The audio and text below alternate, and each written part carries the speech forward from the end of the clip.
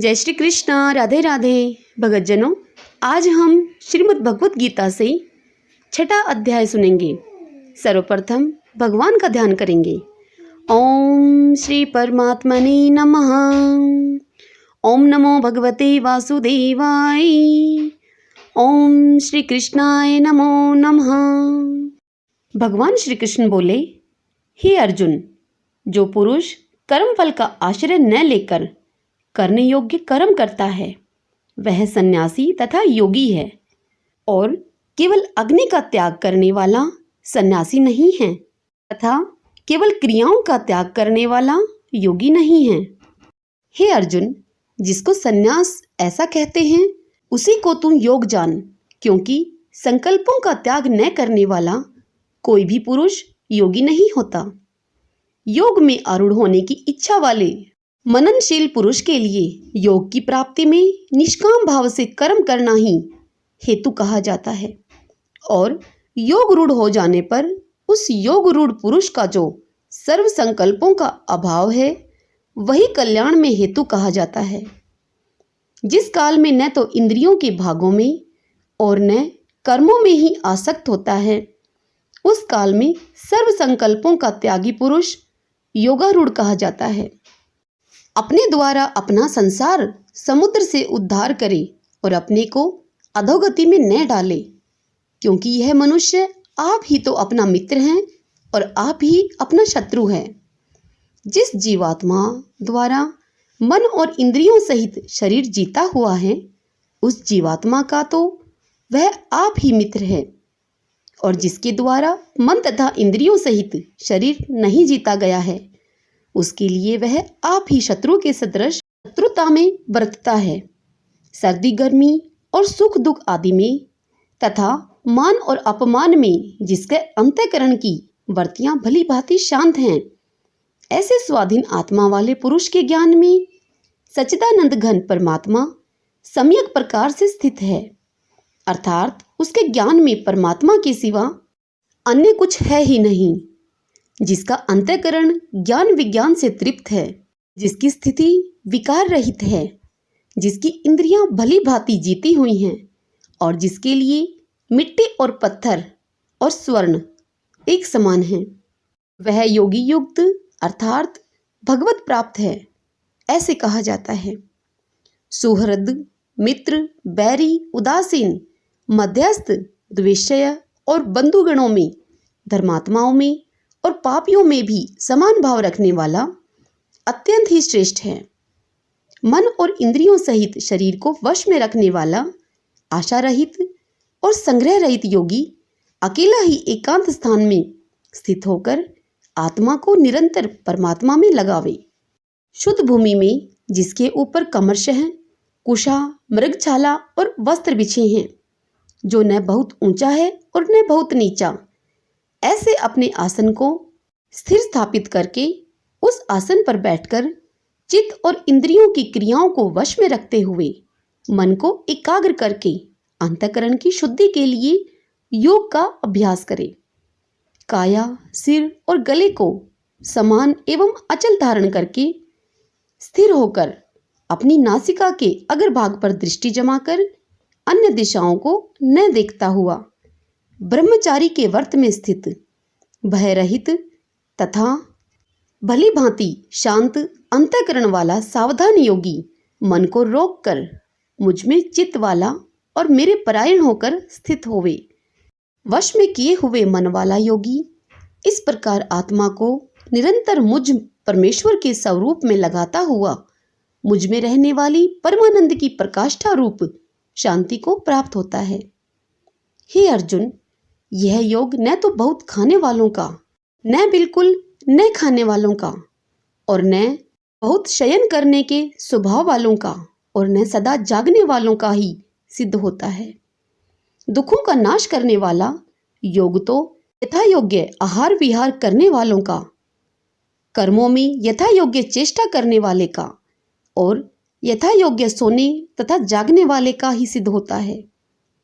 अत्यंत वश में किया हुआ चित्त जिस काल में परमात्मा में ही भली भांति स्थित हो जाता है, उस काल में संपूर्ण भोगों से सप्रहा रहित पुरुष योग युक्त है, ऐसा कहा जाता है। जिस प्रकार वायु रहित स्थानों में दीपक चलायमान नहीं होता, वैसे ही उपमा परमात्मा के ध्यान में लगे हुए योगी के जीते हुए चित्त की कही गई है। योग के अभ्यास से निरुद्ध चित्त जिस अवस्था में उपराम हो जाता है और जिस अवस्था में परमात्मा के ध्यान से शुद्ध हुई सूक्ष्म बुद्धि के द्वारा परमात्मा को साक्षात करता हुआ सच्चिदानंद घन परमात्मा में ही संतुष्ट रहता है। इंद्रियों से अतीत केवल शुद्ध हुई सूक्ष्म बुद्धि के द्वारा ग्रहण करने योग्य जो अनंत आनंद है, उसको जिस अवस्था में अनुभव करता है और जिस अवस्था में स्थित यह योगी परमात्मा के स्वरूप से विचलित होता ही नहीं। परमात्मा की प्राप्ति रूप जिस लाभ को प्राप्त होकर उससे अधिक दूसरा कुछ भी लाभ नहीं मानता और परमात्मा प्राप्ति रूप जिस अवस्था में स्थित योगी बड़े भारी दुख से भी चलायमान नहीं होता, जो दुख रूप संसार के संयोग से रहित है तथा जिसका नाम योग है, उसको जानना चाहिए। वह योग न उकताए हुए अर्थात धैर्य और उत्साह युक्त चित्त से निश्चय पूर्वक करना कर्तव्य है। संकल्प से उत्पन्न होने वाली संपूर्ण कामनाओं को निःशेष रूप से त्याग कर और मन के द्वारा इंद्रियों के समुदाय को सभी ओर से भली भांति रोक कर क्रम क्रम से अभ्यास करता हुआ उपरति को प्राप्त हो तथा धैर्य युक्त बुद्धि के द्वारा मन को परमात्मा में स्थित करके परमात्मा के सिवा और कुछ भी चिंतन न करे। यह स्थिर न रहने वाला और चंचल मन जिस जिस शब्द आदि विषय के निमित्त से संसार में विचरता है, उस विषय से रोककर यानी कि हटाकर इसे बार बार परमात्मा में ही निरुद्ध करें। क्योंकि जिसका मन भली प्रकार शांत है, जो पाप से रहित है, जिसका रजोगुण शांत हो गया है, ऐसे इस सच्चिदानंद घन ब्रह्मा के साथ एक ही भाव हुए योगी को उत्तम आनंद प्राप्त होता है। वह पाप रहित योगी इस प्रकार निरंतर आत्मा को परमात्मा में लगाता हुआ सुखपूर्वक पर ब्रह्मा परमात्मा की प्राप्ति रूप अनंत आनंद का अनुभव करता है।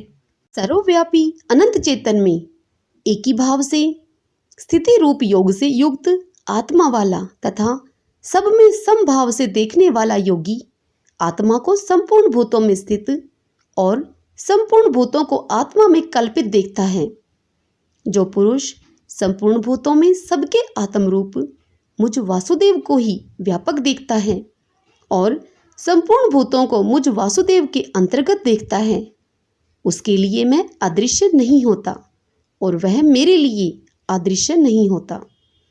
जो पुरुष एक ही भाव में स्थित होकर संपूर्ण भूतों में आत्म रूप में स्थित मुझ सच्चिदानंद घन वासुदेव को भजता है, वह योगी सब प्रकार से बरतता हुआ भी मुझ में ही बरतता है। हे अर्जुन, जो योगी अपनी भांति संपूर्ण भूतों में सम देखता है और सुख अथवा दुख को भी सब में सम देखता है, वह योगी परम श्रेष्ठ माना गया है। भगवान कृष्ण की यह बात सुनकर अर्जुन बोले कि हे मधुसूदन, जो यह योग आपने संभाव से कहा है, मन के चंचल होने से मैं इसकी नित्य स्थिति को नहीं देखता हूँ, क्योंकि हे श्री कृष्ण, यह मन बड़ा चंचल परमधन स्वभाव वाला बड़ा दृढ़ और बलवान है, इसीलिए उसका वश में करना मैं वायु को रोकने की भांति अत्यंत दुष्कर मानता हूँ। अर्जुन की यह बात सुनकर श्री भगवान बोले, हे महाबाहु, निसंदेह मन चंचल और कठिनता से वश में होने वाला है, परंतु हे कुंती पुत्र अर्जुन, यह अभ्यास और वैराग्य से वश में होता है। जिसका मन वश में किया हुआ नहीं है, ऐसे पुरुष के द्वारा योग दुष्प्राप्य है और वश में किए हुए मन वाले प्रयत्नशील पुरुष के द्वारा साधन से उसका प्राप्त होना सहज है, ऐसा मेरा मत है। अर्जुन बोले कि हे श्री कृष्ण, जो योग में श्रद्धा रखने वाला है किंतु संयमी नहीं है, इस कारण जिसका मन अनंत काल में योग से विचलित हो गया है, ऐसा साधक योग की सिद्धि को अर्थात भगवत साक्षात्कार को न प्राप्त होकर किस गति को प्राप्त होता है? हे महाबाहो, क्या वह भगवत प्राप्ति के मार्ग में मोहित और आश्रय रहित पुरुष छिन्न भिन्न बादल की भांति दोनों ओर से भ्रष्ट होकर नष्ट तो नहीं हो जाता?